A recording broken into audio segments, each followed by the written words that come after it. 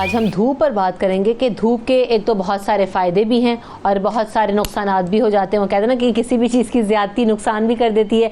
तो आज हम पहले तो फ़वाइद पे बात करने की कोशिश करेंगे और फिर नुकसानात की बात भी करेंगे। और दूसरी बात ये कि स्किन एलर्जीज़ बहुत सारे लोगों को होती हैं, सनबर्न हो जाता है, स्किन टैन हो जाती है। तो इन सारी चीज़ों से हमें बचना कैसे है, और जिन लोगों का धूप में बहुत ज़्यादा एक्सपोजर है वो किस हद तक एहतियात कर सकते हैं और कौन सी चीज़ों का इस्तेमाल कर सकते हैं। हमारे साथ एक्सपर्ट्स मौजूद हैं, आज हम उनसे जानने की कोशिश करेंगे। आपके भी कोई सवाल हो तो आप हमें लाइव कॉल्स कर सकते हैं और पूछ सकते हैं। डॉक्टर अली काज़मी मेरे साथ हैं जो कि स्किन स्पेशलिस्ट हैं, और डॉक्टर जावेद आलम फारूकी भी हैं जो कि डर्मेटोलॉजिस्ट हैं। आप दोनों की आमद का बहुत शुक्रिया।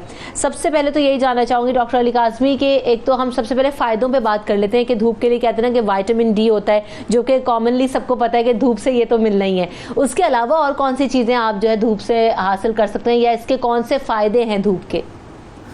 इस तरह के देखें, हमारे मुल्क अगर आप हमारे मुल्क में ले लें तो 10 महीने तकरीबन धूप रहती है। इसलिए मैक्सिमम, क्योंकि आप देखें सर्दी का मौसम सिर्फ 2 महीने होता है, पूरे मुल्क में 10 महीनों के लिए धूप हमारे सन स्कॉचिंग सन चल रहा होता है।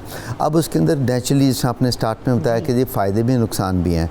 जो फ़ायदे हैं वो बहुत थोड़े हैं, इसके नुकसानात बहुत ज़्यादा हैं। वो जब हम नुकसानात की लिस्ट बताएंगे तो बहुत ज़्यादा वो लंबी लिस्ट हो जाएगी। तो फ़ायदे में तो मैं कहूँगा जिस तरह 2 मेजर फ़ायदे हैं, उसके अलावा कोई इतने ख़ास इसके फ़ायदे नहीं हैं। 2 मेजर फ़ायदे हैं। एक तो जिस तरह फ़ायदा है कि आपने कहा ना विटामिन डी का, विटामिन डी भी वो है, ये हमारी स्किन सिंथेसाइज करती है, विटामिन डी बनाती है, प्रोड्यूस करती है। वो भी कैसे होगा, जब पूरी आपका सन हमारी स्किन के ऊपर आएगा। कपड़ों के साथ नहीं हो सकता, आपको कपड़े उतार के, शर्ट उतार के बैठने, जब तक धूप की रेज जाके हमारी स्किन को नहीं लगेंगी, देन वहाँ पर इसका एक प्रोसेस है विटामिन इसका डी का बनने का। इसलिए वो चीज़ है कि वो तब बनेगी कि जब पूरा स्किन हमारी डायरेक्ट सनलाइट्स के साथ अटैच होगी। सेकेंड, उसमें यह होता है कि आपकी हीट प्रोड्यूस करने के लिए सर्दियों के अंदर it is a major source to produce heat into your body, क्योंकि एब्जॉर्ब करता है। हमारी स्किन एब्जॉर्बेंट है, हमारी स्किन चीज़ें एब्जॉर्ब करती है, तो हीट को अंदर लेके हमारी हीट प्रोड्यूस करती है।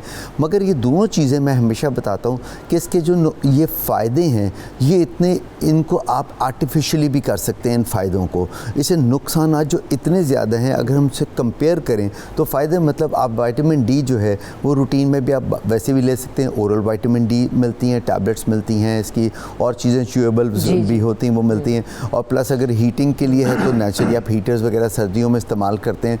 तो इसलिए मैं हमेशा बताता हूँ कि धूप के फ़ायदे कम हैं, इसके नुकसानात की बहुत लंबी लिस्ट है। ठीक है, सही। डॉक्टर जावेद, जैसे कहा कि फ़ायदे कम है, डू यू अग्री? और फिर दूसरी बात है कि बहुत सारे लोगों को ना स्किन एलर्जीज़ वगैरह हो जाती हैं और बहुत सारी चीज़ हो जाती है, तो क्या उसके लिए भी धूप किसी हद तक फ़ायदेमंद होती है? बिल्कुल सही कह रहे हैं कि थोड़े फ़ायदे, हम बड़े खुद कफ़ील हैं धूप में ना।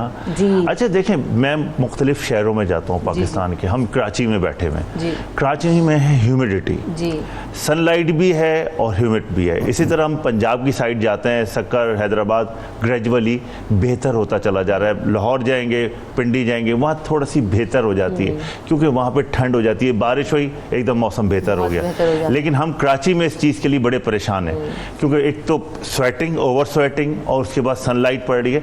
तो देखिए, धूप से बचें, धूप से बचना 100% ज़रूरी है। बुढ़ापा जल्दी आएगा।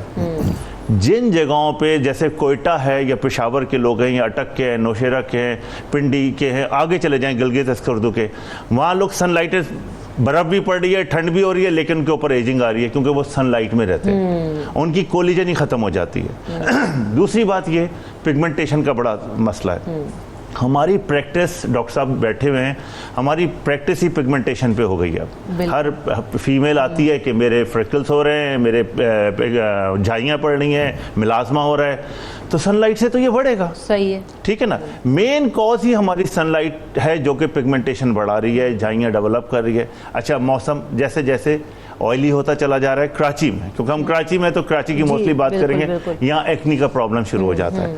तो सनलाइट से बचना है। ओवर स्वेटिंग होगी, ओवर ऑयलिंग होगी, चेहरे पे ऑयल आना शुरू हो जाएगा, और सबसे बड़ा जो इशू है फीमेल का कॉम्प्लेक्शन तो सबसे पहले जाएगा। तो आपको कवर करना है अपने एक्सपोजर में। अच्छा, मैं लोगों के जहन में है कि विटामिन डी अब तो ये 10, 15, 20 साल से मैंने देखा है विटामिन डी का प्रॉब्लम होता है, ठीक है, हाइपोविटामिनोसिस हो जाती है, विटामिन डी की कमी हो जाती है। भाई धूप में थोड़ी बैठ जाओ कि आप तपती हुई धूप में बैठ गए और अपने आप को काला कर लिया। मेरे ख्याल से अलग सुबह कहते हैं। और उसके बेस्ट चीज़ ये है कि आप अपने एक्सपोजर को थोड़ी देर रख लो, अपने फेस को बचाओ।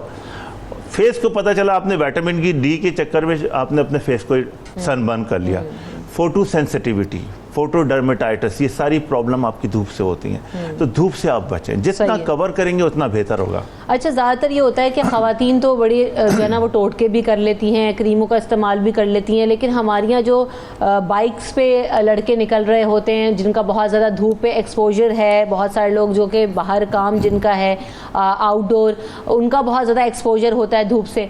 तो डॉक्टर अली काज़मी, क्योंकि मौसम बहुत गर्म है और ख़ास तौर पर जैसे हम लोग यहाँ पे कराची में तो बहुत ज़्यादा धूप है, आप यकीन करें कि कमरे से बाहर निकलते हैं तो कहते हैं कि कहाँ आ गए। तो ऐसे में कि कैसे बचना है, खुद को कैसे प्रोटेक्ट करना है जिनका बहुत ज़्यादा एक्सपोजर है घर से बाहर काम करने के लिए धूप में? जी, उसमें आप देखें जैसे अभी हम बता रहे थे कि इसके साइड इफ़ेक्ट्स के धूप के कितने हैं, तो इतनी लॉन्ग लिस्ट है कि वो हमारी ख़त्म ही नहीं होगी अगर उसमें हम करें। तो इससे पहले मैं बताऊंगा कि साइड इफ़ेक्ट्स कौन कौन से मेजरली, जिसमें डॉक्टर साहब भी बता रहे थे, बिल्कुल वही साइड इफ़ेक्ट्स हैं जिसमें अगर आप देखें हमारे वो लोग जो टाइप 3 में हम टाइप 4 में फॉल करते हैं। टाइप 4 मीन गंदमी रंगत, इसलिए हमारे लोगों में कैंसर्स के, स्किन कैंसर्स के इफ़ेक्ट्स नहीं होते इतने ज़्यादा स्किन कैंसर जितना बाहर के मुल्कों में या गोरी रंगत में देखा जाता है। फिर भी जो अपना NWFP के लोग हैं या KPK में पठान लोग हैं, उनकी क्योंकि रंगत फॉल करती है टाइप 3 में, तो वहाँ पर स्किन कैंसर्स के भी चांसेस हो सकते हैं धूप की वजह से। एक तो वो अवॉइडेंस उनको करनी है। फिर यहाँ पर जिस तरह अभी बताया डॉक्टर साहब ने, एजिंग बहुत इंपॉर्टेंट है। हमारे कोलेजन जो है डिस्टॉर्ट हो जाता है धूप में, उसमें जो A और B रेज हैं ये उसको डिस्टॉर्ट कर देती हैं, जिसकी वजह से रिंकल्स पड़ने शुरू हो जाते हैं फेस पे। फिर तीसरी चीज़ बड़ी इंपॉर्टेंट जो उन्होंने भी बताई कि पिगमेंटेशन, मेलास्मा चेहरे पे आ जाता है, सोलर अर्टिकेरिया बन जाता है, सोलर प्लूराइटिस बन जाता है, आपकी PLE पॉलीमॉर्फिक लाइट, या इतनी लंबी लिस्ट है धूप के साथ जो डिज़ीज़ की। अब बचाव में अगर मैं कहूँ कि डिज़ीज़ होगी तो वो तो उसका एक अलहदा ट्रीटमेंट है जो हम अलहदा भी डिस्कस कर सकते हैं, हर चीज़ का अलहदा। मगर एक आपने ना एक आपको कंप्लीट किसी को बचाव के लिए बात करनी है तो वो एक ही चीज़ है, that is you have to avoid the sun. अब सन अवॉइडेंस कैसे हो सकती है? 2 तरीके हैं उसके। या तो आप आर्टिफिशियली करें, अम्ब्रेला ले लें, कैप पहने, इस तरह करके उसको सन को, धूप को बचाएं। जिस लोगों ने बाहर निकलना है, यूजुअली मेल्स मोटर बाइक पे हैं, साइकिल्स पे हैं, वो निकलते हैं, सन एक्सपोजर बहुत ज़्यादा, उनके लिए मैं बताऊंगा कि सन ब्लॉक जो है that is the most important चीज़। सन ब्लॉक जो है, सनस्क्रीन नहीं, सन ब्लॉक, क्योंकि सनस्क्रीन होता है A को रोकता है, सन ब्लॉक होता है A और B रेज दोनों को रोकता है। उसके अंदर मैं आपको एक कहते हैं ना यूनिवर्सली बता देता हूँ कि सन ब्लॉक को जो भी बाजार से लेने SPF ऑफ 60 हो कम अज़ कम, ये एक ऑप्टिमम सा मैं आपको बता रहा हूँ। और याद रखें it should be water base, क्योंकि गर्मी में क्या होता है, हमें अगर आप ऑयल बेस सन ब्लॉक लेंगे और ऑयली स्किन हो जाएगी। तो मार्केट से अगर किसी ने खुद भी जाके लेना है तो उन्हें कहें कि जी हमें SPF 60 and it should be water base, so that हमारी स्किन के ऊपर ऑयल ना आए उसके ऊपर सन ब्लॉक लगाने के बाद। वरना लोग कंप्लेन करते हैं कि जी स्किन काली होगी, ऑयली होगी और ज़्यादा। इसलिए प्रेफरेबली अगर आप इसको रोकें, सन ब्लॉक लगाएं, इसको धूप से बचाएं, तो इतनी डिजीज़ हैं स्किन की कि जो आप बचा सकते हैं सिर्फ सन ब्लॉक से या सन अवॉइडेंस से।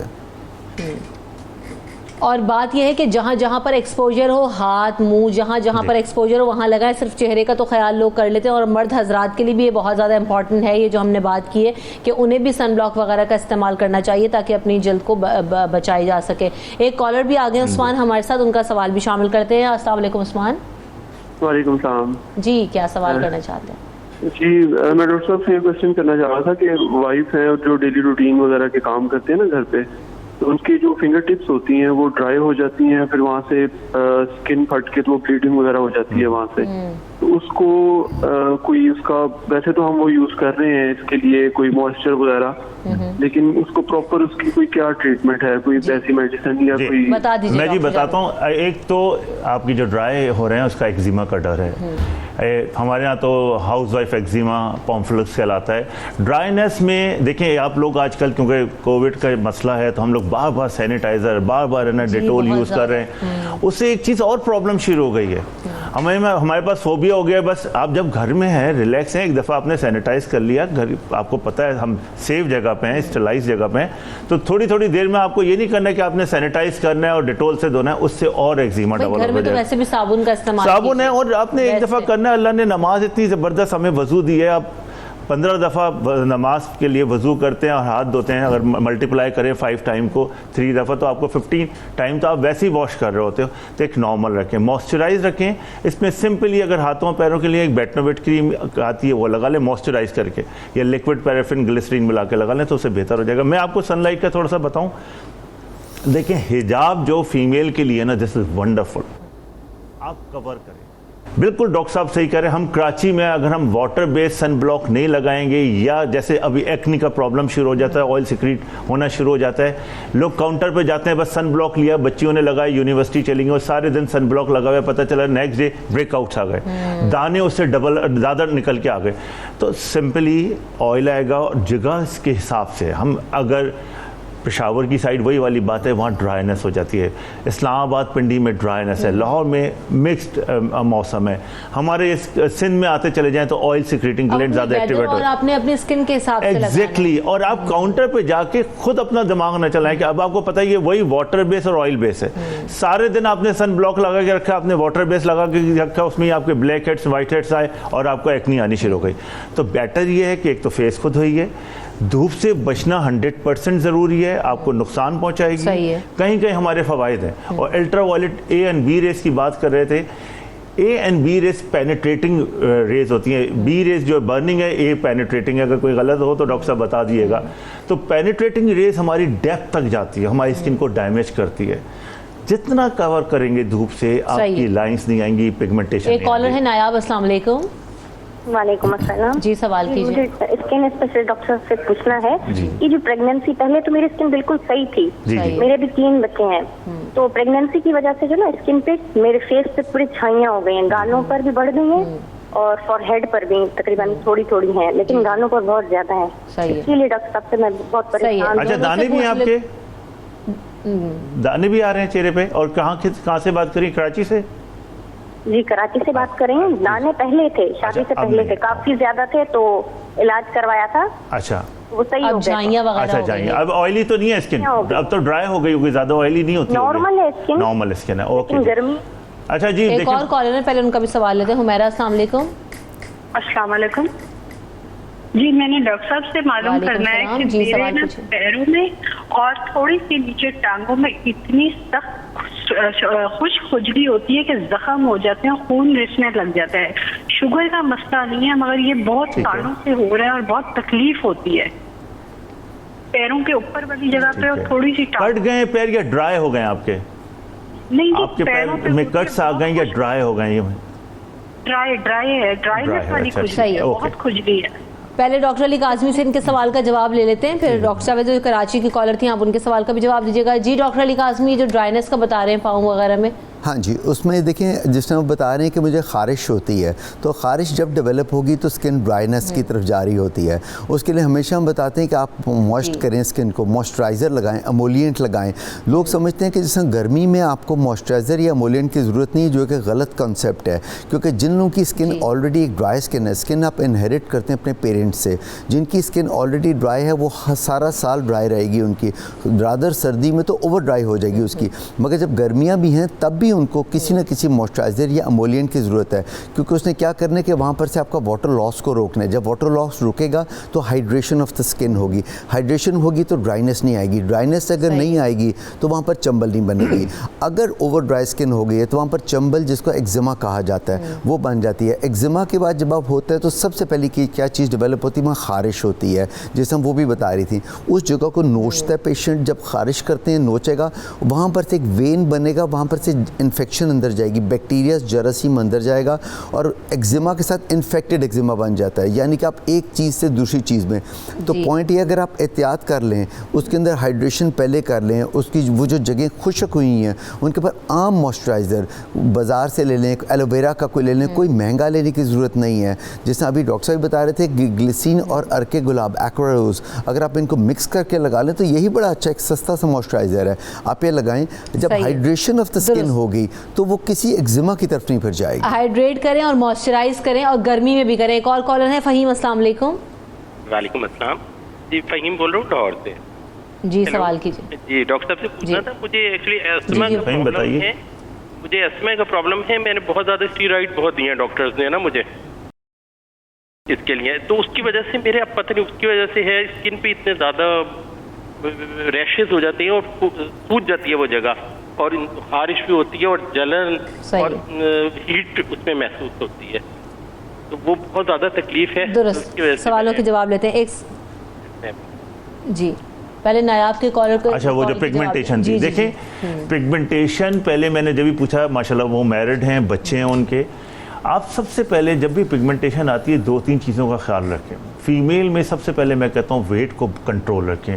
फीमेल वेट को कंट्रोल नहीं करती, आफ्टर शादी के बच्चों के बाद वो बिल्कुल छोड़ देती है हमारी पाकिस्तानी खातून, तो सबसे पहले अच्छा उसमें हार्मोनल प्रॉब्लम शुरू हो जाती है। अगर खुदा ना करे पिगमेंटेशन आ रही है, आपको झाइयाँ डेवलप हुई हैं, तो हमें अल्ट्रासाउंड कराना चाहिए। उसमें हमें देखना है कि पॉलीसिस्टिक ओवरीज तो नहीं हो रही है, हार्मोनल प्रॉब्लम तो नहीं है। उसमें लंबा वो डिस्कशन है कि हार्मोनल डिस्टर्बेंस हो जाता है, FSH, LD, ये सब चीज़ें डॉक्टर साहब में तो वो समझ रहे होंगे, इसके अंदर डिटेल्ड होती है। लेकिन 2 चीज़ें खातून में जो इम्पॉर्टेंट है, एक तो सनलाइट एक्सपोजर से बचना है। जो पिगमेंटेशन होती है, एक मेलानोसाइट्स होते हैं हमारी स्किन में बैठे होते हैं, और मेलानोसाइट्स मेलानिन निकाल रहे होते हैं। अच्छा, ये डॉक्टर की आंख होती है, स्किन स्पेशलिस्ट की आंख होती है, वो देखता है कि किस लेवल की पिगमेंटेशन है, आइदर सुपरफिशियल है, इंटरमीडिएट है या डीप है।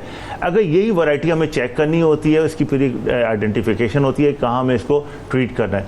सबसे पहले तो आप वही SPF अकॉर्डिंगली लगाएं। अगर ड्राई है तो मॉइस्चराइजिंग सन ब्लॉक लगाएं, अगर ऑयली है तो उसमें वाटर बेस लगाएं। पहली चीज़ तो ये। फीमेल के लिए मैं सबसे बेस्ट कहता हूं कि जब भी धूप में निकले कवर कर लें कपड़े से। This is the best sun block. आप जब कवर कर लेंगी तो आपकी कोई रेजेस अंदर नहीं जाएंगी। प्रॉपर्ली इसके अंदर हमारा है कि वाइट लें, ब्लैक लें, कवर कर लीजिए। यही हमारा इस्लाम है कि बाहर निकले तो कवर कर लें।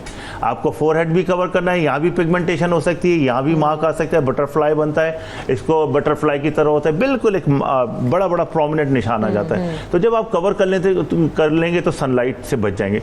और ऑफ एंड ऑन, इवन आप बाहर दरवाजे पे भी जाते हैं आप घर के और रेगुलरली जा रहे हैं या 5 से 10 मिनट भी निकल रहे हैं, उसमें भी मेलानोसाइट्स आएगा और आपका कलर ख़राब हो जाएगा। सही है। पहली चीज़ तो ये। दूसरी चीज़ ये, बड़ी डी पिगमेंटिंग क्रीम्स आ गई हैं, लाइन ऑफ पिगमेंटेशन, लेकिन अकॉर्डिंगली डॉक्टर के लगवाएं। हम मिक्स क्रीमें शुरू कर देते हैं, मोहल्ले पड़ोस से पूछा और लिया और लगानी शुरू कर दी, बिल्कुल ना कीजिए। खुदा न करे उसमें मरकरी होता है, नुकसान पहुंचाता है, आपकी स्किन को और ज़्यादा ख़राब कर देता है। हम इस पर बड़ी डीपली बात कर चुके हैं। एक और कॉलर है हमारे साथ। अस्सलाम वालेकुम। अस्सलाम जी। वालेकुम सलाम। जी, सवाल कीजिए। जी पूछिए। सवाल ये मेरे पाँव की जो जी पूछिए, क्या सवाल पूछना चाह रहे हैं? हमेशा 1 हफ्ते तक अगर मैं कोई दवाई लगाता हूँ, खारिश होती है, बेहता होती है दोनों पाँव की उंगलियों में। ड्राई है आपकी पाँव की उंगलियां जो है वहाँ पे स्किन? वो सफ़ेद भी हो गई है बीच में, पाँव की उंगली पे वाइट हो गया है क्या? सफ़ेद भी हो गई। हाँ सही है, ठीक है। एक और कॉलर है। अस्सलाम वालेकुम। हेलो, अस्सलाम वालेकुम। वालेकुम सलाम। जी, सवाल कीजिए।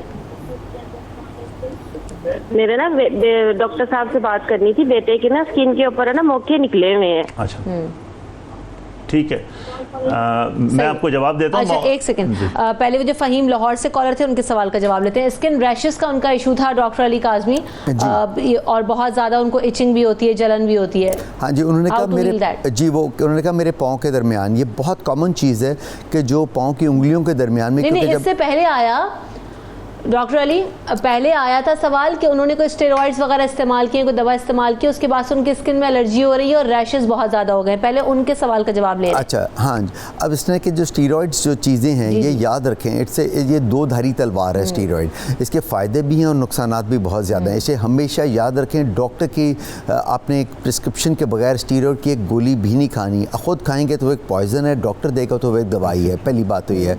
और एक दफ़ा अगर इसके साथ आपके साइड इफ़ेक्ट्स आ गए, जिसमें dryness of the skin, allergies हो गई हैं, तो वहाँ पर वो उसके बढ़ती जाएगी उसके अंदर। तो पहले तो देखने कितने स्टीरॉयड लगाए गए, वहाँ पर जल्द कितनी उनकी पतली होगी, ख़राब होगी, क्या है, आपने स्टीरॉयड बंद करके उसकी खाली हाइड्रेशन उसकी करनी है। इसलिए that is very important to see the patient clinically, और उसके बाद हम उसमें उसको बताएं कि फर्दर आगे उन्होंने क्या करना है।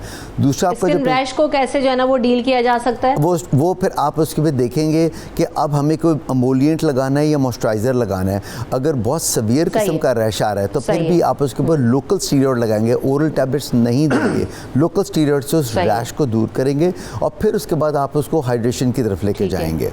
और जो दूसरा पेशेंट थे जिन्होंने कहा मेरे पाँव की उंगलियों के दरमियान में वो जो उनका है दैट इज़ यूजुअली फंगस आती है। याद रखें पाँव की उंगलियां जो होती हैं ये अप्रॉक्सीमेटेड होती हैं, आप हमेशा जुड़ी होती हैं। जब आप नहाते हैं, पाँव धोते हैं, गुस्ल करते हैं या फिर वज़ू करते हैं 5 टाइम, तो पाँव की उंगलियों को वहाँ पर गीलापन रह जाता है।